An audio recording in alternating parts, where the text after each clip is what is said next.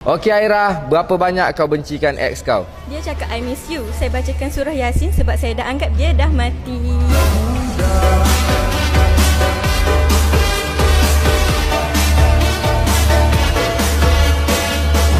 Okey Luqman Musa. Ya.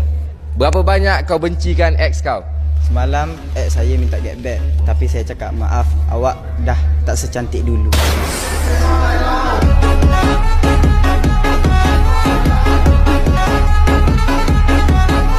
Fatin. Ya. Berapa banyak kau bencikan ex kau?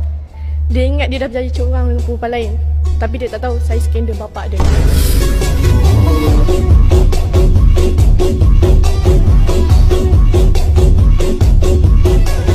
Okey Syami, berapa banyak kau bencikan ex kau?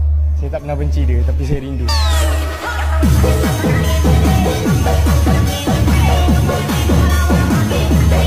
Okey Faridah. Ui, Faridah ni tak berhenti lagi. Aku ingat aku balik umrah dah tak gelak dah. Okey Faridah. Okey. Berapa banyak kau bencikan ex kau?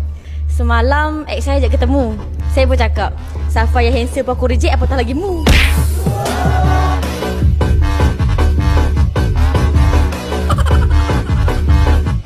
Papa Gata.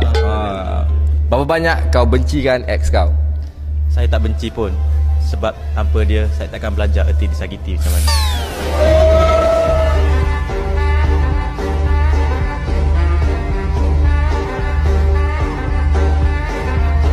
Okey Isha, berapa banyak kau bencikan ex kau? Ex saya ajak get back. Saya suruh dia go back sebab dah bertunang ni.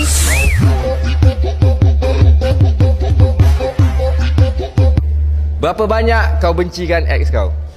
Ex saya cakap rindu saya. Saya cakap pergi mampus.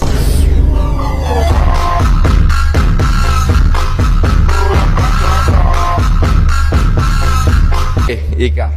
Berapa banyak Ika bencikan Lami? Oh okey. Oh salah. Salah. Tak boleh lah salah gitu sebab sambut Merdeka 2 malam. Malam kita sambut ni bunga api, pagi pergi pulak Pak Arakan. So baguslah. Semangat patriotik yang kita nak. Semangat kita kena semangat. Betul. Okey, Ika, berapa banyak kau bencikan ex kau? Ex aku DM aku. Cakap tak ingat dia ke? Bukan tak nak ingat, banyak ex yang nak kena ingat.